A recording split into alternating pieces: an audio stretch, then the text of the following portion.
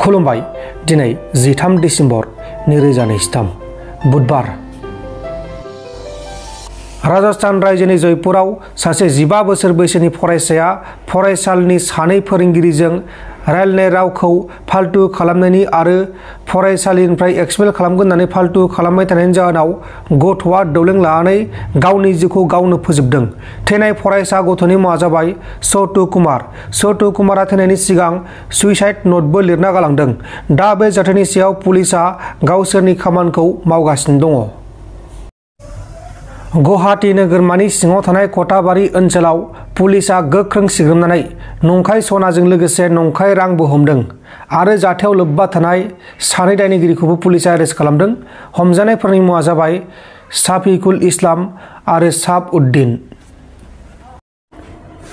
Kokrajhar आर.एन.बि. Civil हस्पिटालाव डक्टरनि गोहैलु फाहामथायनि थाखाय सासे फरायसा रामि काश्यप बसुमतारिनि जिउ गोमानांनायनि सायाव आथिखालनि प्रमद बर' सरकारनि सायाव लैहोर लैहोर गवारिया गोख्रों बिबुंथि होदों।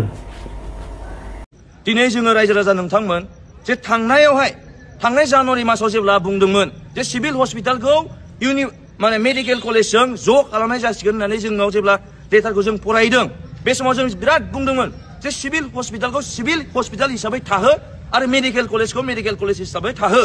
मानोना जोंना गोबां समस्या दङ। सोरबा खाथि खालायाव एखमबा एक्सिडेन्ट जाब्रबगोन, खाथि खालानि ओनसोलनि जेब्ला रायजो राजाफ्रा माबा मोनसे लोमजानाय समाव जे सिभिल हस्पिटालाव लाबोगोन बे गैया जाहैगोन। मेडिकेल कलेजआ जोंनि थाखाय गोबां गोजान आरो जोङो बे मेडिकेल कलेजावहाय जोङो जे टाउन ओनसोलनि जानानै बा एरियानि 10 किल'मिटार रेडियासनि आन्दाराव थानानै जोङो सौहैस्लाबनांगौआ बे जोंनि थाखाय सम्भब नङा।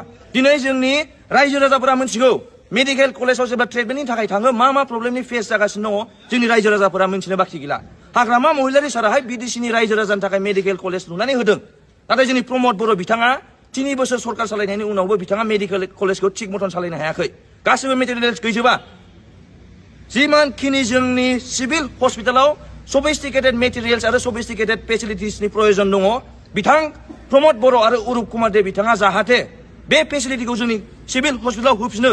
मानो होनबा जोंनि बडलेण्ड इउनिभारसिटियाव फरायनाय MCA डिपार्टमेन्टनि फार्स्ट सेमिस्टार रोंखा राखा सासे गोरों ब्रिलियान्ट स्टुडेन्ट दिनै बे बिथाङा जुदि सिभिल हस्पिटालाव जुदि फेसिलिटिस दंमोनबा दिनै फुंनि गेजेराव बेयो बिथाङा दिनैहाय थैलांनांगौ दरकार गैयामोन। जुदि सिभिल हस्पिटालाव जुदि मोजां डाक्टार दंमोनब्ला जुदि जोंनि बिडिसि सरकार आरो इडुकेसन जोंनि हेल्थ डिपार्टमेन्टनि जाय EM अरुप कुमार दे बिथाङा जुदि मोजां फेसिलिटिस होनायमोनबा दिनै बे बडलेण्ड इउनिभारसिटियाव फरायनाय MCA डिपार्टमेन्ट फार्स्ट सेमिस्टाराव फरायनाय बे बिथाङा बे जोंनि लोगोआहाय दिनै थैनांगौनि दरकार गैयामोन। ओंखायनो प्रमद बर' आरो दिनै अरुप कुमार दे बिथां नोंथांमोनखौ जों खावलायदों जुदि नोंथांमोना बिडिसिनि रायजो राजानि थाखाय जुदि सानमारदोंबा नोंथांमोना जुदि बिडिसिनि रायजो राजानि थाखाय खामानि मावनो आखायाव लादोंबा नोंथांमोना मावनांगोन। नोंथांमोना मावनानै देखायनांगोन। नोंथांमोना सात्रनि थाखाय बेसेबां सानदों। जुदि नोंथांमोना हेल्थ सेक्टराव बेसेबां फकास खालामदों, इडुकेसन सेक्टराव नोंथांमोना बेसे फकास खालामदों, फकास खालामनायमोनब्ला थांनाय बोसोराव बुंनाय खोथाखौ जुदि नोंथांमोना जोंनि बाथ्राखौ बुजिनायमोनब्ला दिनै बै बिथां जाय दिनै फुङाव थैलांनांदों बडलेण्ड इउनिभारसिटिनि सासे स्टुडेन्ट दिनै बिनि जिउआ खहा जानाय नङामोन। ओंखायनो आं खावलायो रायजो राजा बिथांमोना दिनै बुजिनो बाखि गैला, जोंनि लाइमोनफोरा बुजिनो बाखि गैला, जोंनि फरायसाफोरा दिनै बुजिनो बाखि गैला जे प्रमद बर' बिथाङाहाय जोंनि रायजो राजानि थाखाय खामानि मावाखौ जों बुजिनो बाखि गैला। रायजो राजानि थाखाय जुदि खामानि मावगौमोनब्ला प्रमद बर' बिथाङाहाय दिनैहाय बिथाङा इभिकसन खालामनाय नङामोन, बिथाङा दिनै फेक एनकाउन्टार जाहोनाय नङामोन।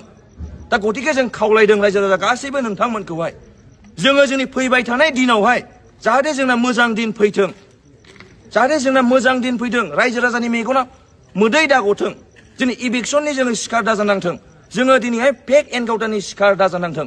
बिनि थाखाय जोङो दिनैहाय प्रमद बर' बिथांखौ जाहाथे जोङो बे बिडिसिनिफ्राय जाहाथे बोखारो आरो जोङो जाय जोंनि थाखाय मोजां मावगोन हाग्रामा महिलारि सार बिथांखौ जोङो पावाराव लाबोफिनो जों बिनि थाखाय जों गाज्रि खाफ्रागासिनो दङ।